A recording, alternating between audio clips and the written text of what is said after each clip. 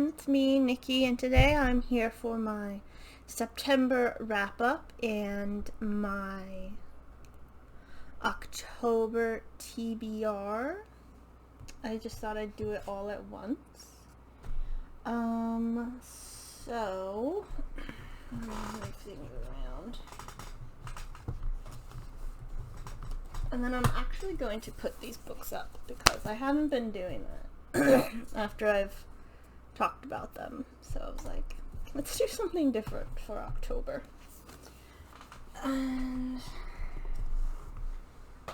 notebook. The first book I read was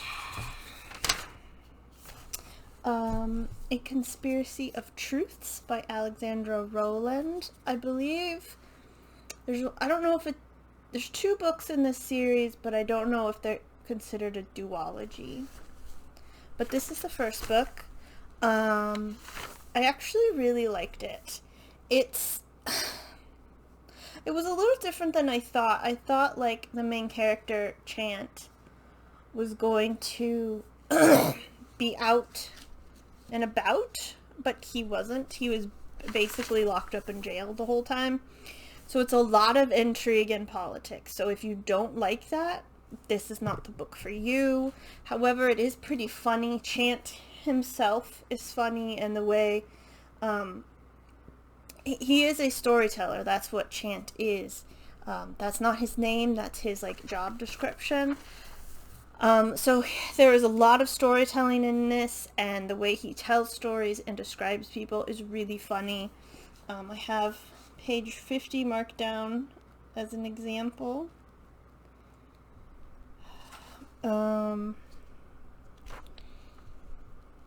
He's being interrogated because they believe he's a spy. And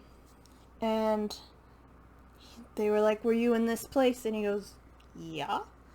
And she's like, one of the queens, who I'll tell you about in a second, asked him what he saw there, and he goes, sheep, forest, farms, and sheep. How many sheep? And he goes, I didn't count them. Like, that's really funny, and he's funny, and some of the other characters are funny, but there's also sad moments and interesting bits of character development, but it's seen through like his perspective. This is LGBT plus friendly. I would say it's a bit slow at the start because it's a bunch of setup for the political intrigue that's to come, but it really picks up, and you're like just flying through it trying to figure out what the fuck is going to happen. There's also blood, gore, and torture. So yeah, so I probably should have started with this, but this is about Chant and his apprentice they just travel throughout the world, and right now they're in this section of the world, and they're in Visila, I think is how you say it, and it's a big city, and the government is broken up into kings and queens.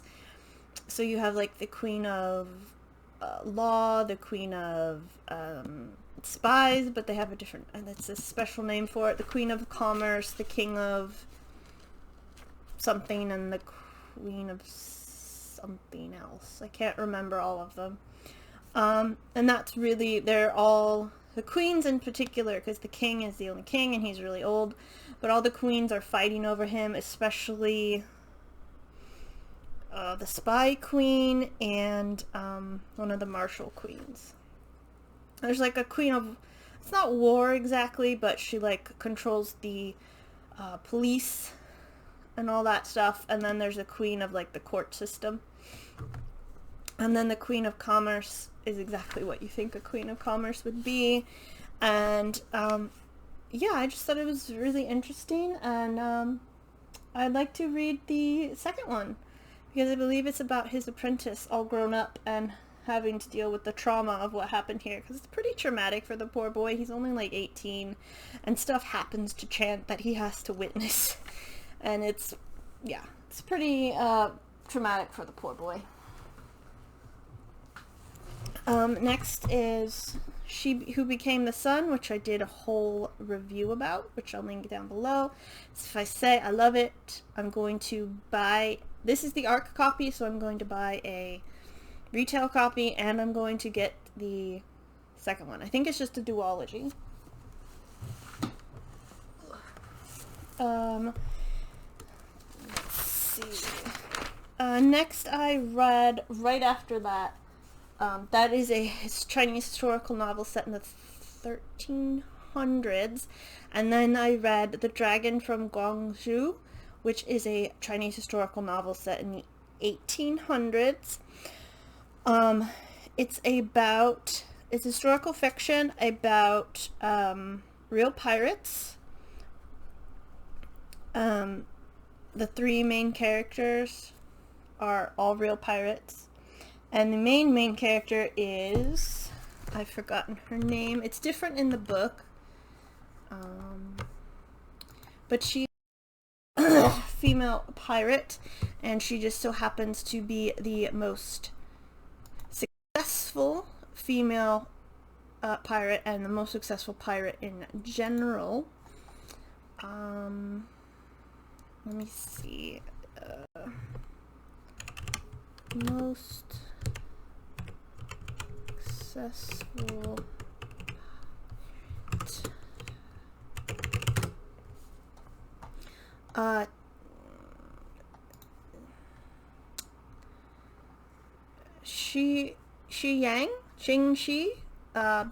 these are all on the Wikipedia. So she mostly goes by her husband's name, which is Zheng Yi, and so her name is Zheng Yi Sao, which I think just means like the wife of Zheng Yi, or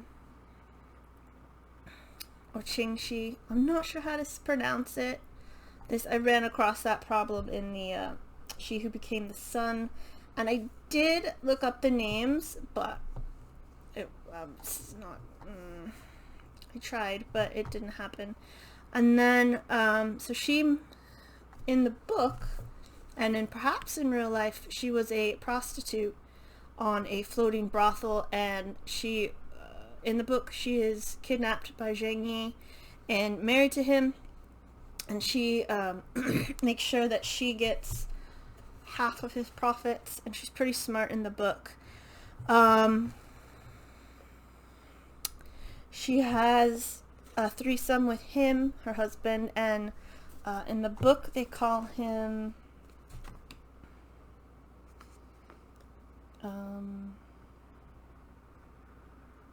Po Tsai, but his name in the Wikipedia is Zhang Bo. So I think one is like I think I talked about this in the She Who Became the Sun. There's different ways that people wrote and spelled them depending on who you ask. So they have a threesome, and he, I will call him, I just looked it up, Po Tsai, because that's what he's called in the book. He is, in real life, was abducted by Zheng Yi and forced into piracy, but in the book he seems to have jumped at the chance and fallen in love with Zheng Yi, and is his adopted son. Her name is Mogu in the book, so Mogu becomes his adoptive mother, but then as in real life, Zheng Yi dies and Po Tsai and Mogu get married.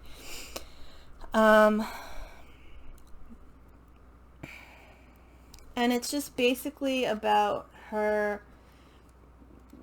sort of life being a pirate, and the things she did in real life. She was able to make a deal with the Emperor of China, I think, and get everybody all of her people pardoned, and all of that. There were some fights that she was in. However, it's not really discussed about in the book. Those fights are sort of shown. They're like a couple big fight scenes, but that's it. And I don't know if things in the book are in the right order, that they happened in real life, because I do like to look up real people on the Wikipedia. I don't know if I liked the writing. Like on page 4,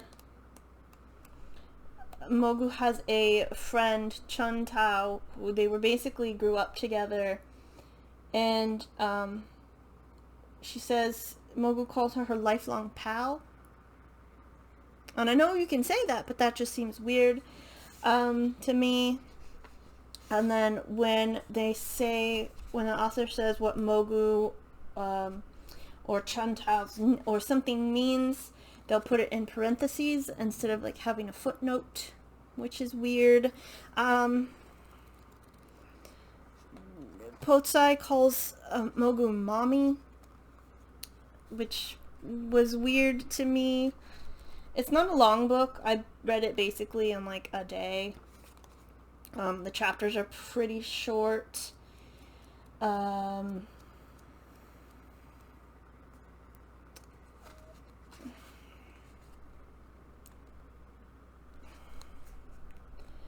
didn't really think some of the writing was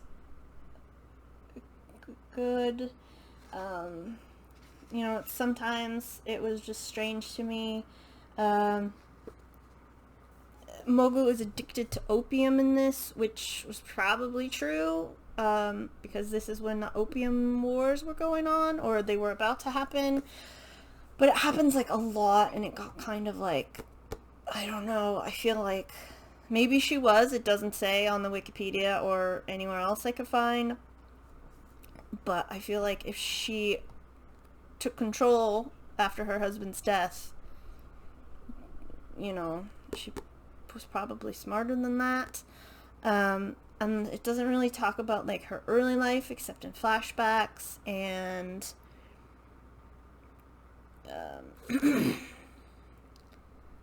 I mean, I did like Mogu because she basically told everybody to fuck off because she was smart and she was going to do what she wanted to do. I don't know, I gave it 3 stars. It was okay. It wasn't quite what I wanted, and it wasn't what I was expecting. But, it's not a horrible book. And then, if I can find my notes. No, I didn't take notes, that's right. The last book I read was, where am I? This is the ARC copy of The Library of the Dead by T.L. Huchu. And this is about a girl of Zimbabwean, I don't know why I said Nigeria, I apologize, Zimbabwean descent, but she lives in Scotland, and she can see ghosts and talk to them, and they tell her, one ghost in particular tells her that ghost's son her name is Ropa, by the way, and a ghost tells Ropa that her son is missing, and then it turns out a bunch of other kids have been missing, so she gets dragged into that, and I did like it. It is a bit confusing. The Library of the Dead doesn't show up for quite some time. The chapters are short, and it is a good book. You speed through it, but it doesn't show up for some time.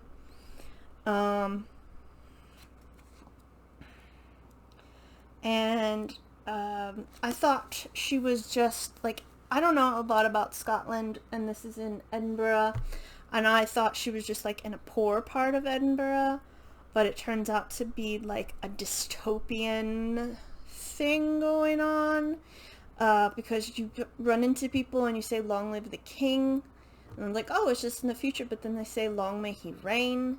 So there's like a metal shortage, and there's just like a lot of weird dystopian stuff thrown in that I wasn't expecting.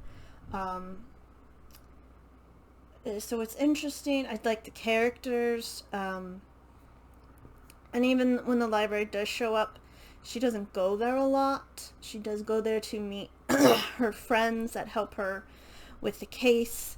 But it's not really a focal point, I didn't think. Let's see. Ropa has a grandmother who is amazing, and she has a little sister, and they live in like a trailer park kind of area. And like I said, they're very poor with a bunch of other poor people. So yeah, I wasn't expecting the dystopian stuff. I don't usually like dystopian books, but this was pretty good. It didn't focus on that too heavily, which is why there were only hints of it.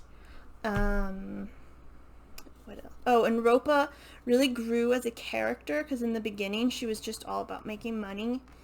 And she does use a lot of slang, and I'm going to assume it is Edinburgh slang. I'm American, so I don't know. Or it could even be Scottish slang, I don't know. But yeah, she's only concerned about making money to survive, essentially. And she won't help at first, but then her grandmother's like, it's not, because her grandmother does the same job, but she can't anymore because she's old and going blind, I think. And she's like, it's not just about the money, sometimes it's about helping people. So she does help, and she does grow, and she still is really likes money, obviously, because she has to pay off a landlord who's a dick, and stuff like that. So yeah, overall I really enjoyed it. I would be interested in reading the second one, and I thought this would be adult, but I think it's more, it's creepy, but it's more I would say it's probably YA, because the main character, she's like 14 or 15, maybe 16, I can't remember her age. And it is really funny at times and really creepy at times. So yeah, I was super interested in it, and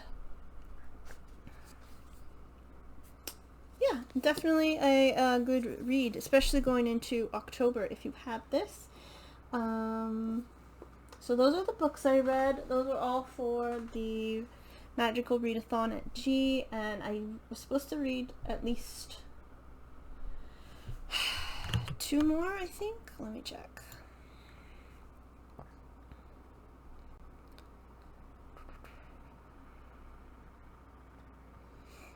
Yeah, at least 3 more. And I didn't. So I'm going to continue with that in October, because what are they gonna do? Stop me? I don't think so. So that is The Diviners, which I was holding off on because I believe this is a spooky book. And this is probably the only spooky book I will read in October, because I don't like spooky books. I don't have any horror books. I've said this before, the horror to me is my unread TBR. I also have, which I'm not going to show you, Rage of Dragons, Give Me Everything You Got, which is an arc, The Frozen Crown, another arc, and Nemesis Games. I also have The Black Tongue Thief, which is not part of anything, and I think it's Blood Witch, which is the 3rd in the Witchlands. Is that the 3rd? Yeah. Did I read? Oh no, Wind Witch. That's Wind Witch. My apologies. I just saw the red, so I was like, oh yeah, that's Blood Witch. So I will be reading those as well. And anything else I feel like reading. October is going to be my chill month, because a lot of people are doing the spooky readathons. I don't do those. I just want to finish reading what I have. And yeah.